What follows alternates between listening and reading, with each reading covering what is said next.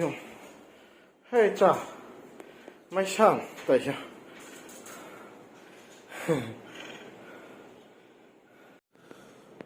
anh sai sa du ma'am ai se nang ge covid ki vaccine doi kap tri ba do ngasi di finally kap khre nga ge je sum isa da sum confidence sama sum wat ba a si topic si am sang ne si matang da wari sana ba do ai ngasi finally kap re do khang de haksang se mayam na si kap pro haksang kin nuai a khita ya kan na gi ba ko a ai kamai to ko do khang de ye nga se hore hojik mai jong lak ke to oh how bro how bro cha cái hay no how bro is it good yummy acha ma pa mes mai ma nang kai ma ne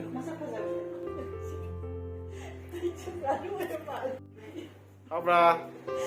sao không chơi chơi hả khơi cả đó na quay quay hồi đó puto đấy ai cái mama cái pizza nào vậy na mà đi xa rồi mama cái papa cái pizza này mà khơi bố bị cắn hào rồi xong rồi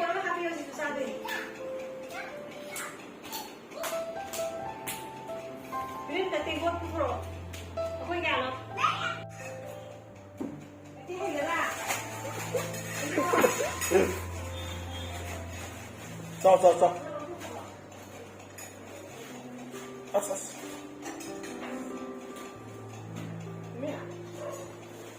how bro sao bro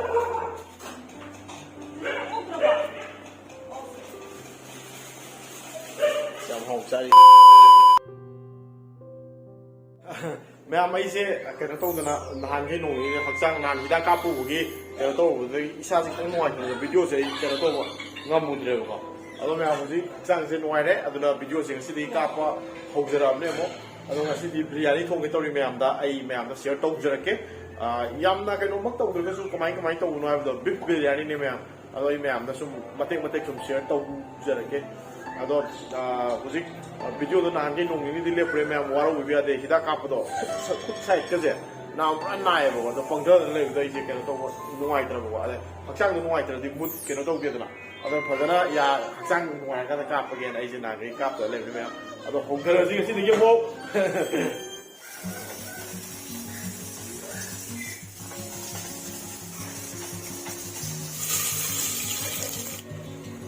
rồi mấy cái sa đó hấp dẫn lẽ, aduga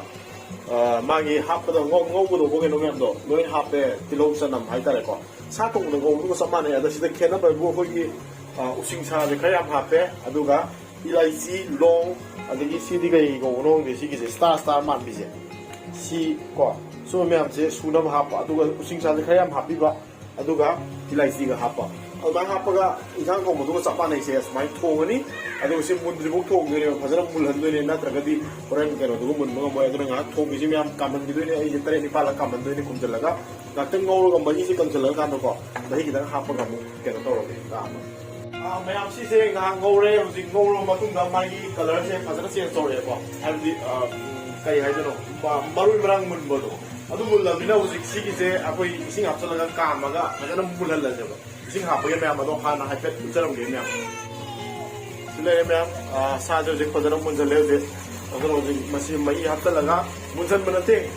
từ lúc chân làm chân muốn leo có, spicy gì, đó nó mấy hấp dẫn là cái, đó mà sẽ muốn đi bút cam mà nó nói gì,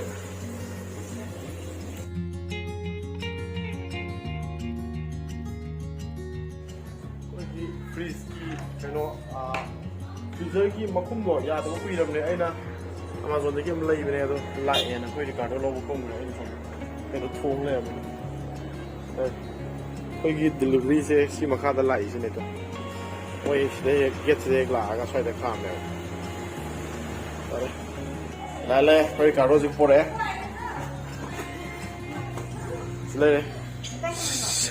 xoay tham một xây tay sâu toán mà xí hàng là xây tay trong tàu Pasal sanitize to matung dah, hujung pangsal laga, yang sih macam.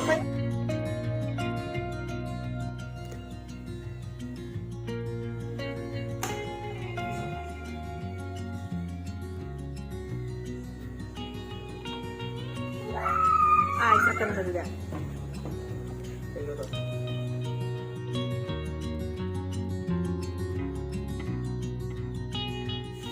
ꯁꯤꯗꯩ ꯃꯌꯥꯝ ꯁꯤꯒꯤꯁꯦ ꯉꯥꯏꯍꯥꯛ ꯀꯩꯅꯣ ꯇꯧꯍꯜꯂꯒ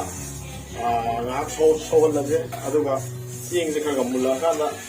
ꯑꯃꯁꯤꯒ ꯁꯣꯝꯗ ꯑꯃꯁꯦ ꯊꯣꯡꯕꯁꯦ ꯁꯤ ꯃꯨꯜꯂꯝꯕꯅꯤ ꯑꯣꯜꯃꯣꯁ ꯃꯨꯜꯂꯕꯅꯦꯀꯣ ꯁꯤꯒꯤꯁꯦ ꯁꯤꯗ ꯍꯥꯞꯆꯤꯜꯂꯒ ꯌꯥꯔꯅꯤ ꯃꯌꯥꯝ ꯁꯤ ꯑꯝꯇ ꯌꯦꯡꯒꯦ ꯍꯥꯟꯅ ꯁꯤꯗꯩꯗ ꯃꯌꯥꯝ ꯏꯟꯁꯥꯡꯁꯦꯀꯣ ꯏꯟꯁꯥꯡ ꯕꯤꯔꯌꯥꯅꯤꯒꯤ ꯏꯟꯁꯥꯡ ꯍꯥꯏꯇꯥꯔꯦ ꯑꯗꯨꯅ ꯁꯤꯒꯤꯁꯦ ꯃꯩ ꯑꯃꯨꯛ ꯊꯥꯒꯠꯂꯁꯤ ꯑꯗꯨꯒ ꯁꯤꯗ ꯑꯂꯨ ꯑꯅꯤꯈꯛ ꯍꯥꯞꯀꯅꯤ ꯀꯩꯅꯣ ꯇꯧꯔꯤ ꯑꯂꯨꯁꯦ ꯑꯂꯨꯗꯨꯁꯨ ꯇꯪꯈꯥꯏ ꯇꯪꯈꯥꯏ ꯈꯥꯏꯗꯣꯛꯑ ꯍꯥꯞꯆꯤꯜꯂꯁꯤ ꯁꯥꯁꯦ ꯃꯨꯜꯂꯦ ꯃꯌꯥꯝ ꯑꯩꯅ ꯃꯇꯨꯡ ꯑꯃ ꯂꯧ ꯇꯣꯛꯄꯅꯦ test ꯇꯧꯒꯦꯅꯀꯣ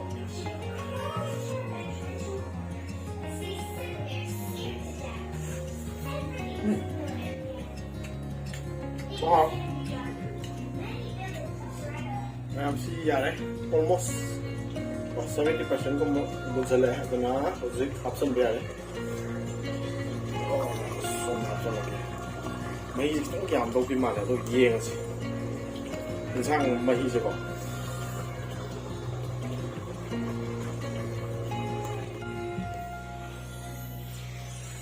rồi ma'am hojik hapsan la mai ai काम पंगाय से हातन खुमजल में सा हापगा काम नबाना अदोइना कनो तोर लेबदी मयाम दो काप के तो कोई सा सा खुमजे कैमरा थंबम मम फक इदा तायबा वाल ले जो साइड तो माइ जी ओजन बा तो साइड सु स्पेस की तक नहीं तबने इंसांग थोबुई काप जे कनो तो दे सोना कन थंग गैस फ्रेम दो यारे ngai दे मता के थंब काप यार मने फ्रेम दो याद्रेबा मसी याम अथु मतम द सेमगा मथन कापददी यानबा मौंग कापा ngasi je mayam weather du ucher ke mayam ngasi gi weather je yam nuai ba weather na habdi sa sa dreba ko hojik se khoi nudang de gi ingi hojik se khoi gi di ko manipur ga main taw biri ge mayam comment taw biro mo ai ji sari ba ingi ba khoi si dadi ayuk ka nudang di ing ba hore aduga sa ba handak ki sa ba khong dre khang di ko adu handak nong ni le ga mo hapta mo ka le ga mo ba sa ga la ku gyan ta de swai adubu swagi weather is hojik yam nuai re hojik ing ga law ga ko habdi jacket su letra su ya ba adigi t-shirt let da ing law ga yam nuai ba we timing do adu we re ai yeng han jar ke mayam sini mayam swagi weather nu sa ga di sa ri ko ne do laisin ju kha ga tha ba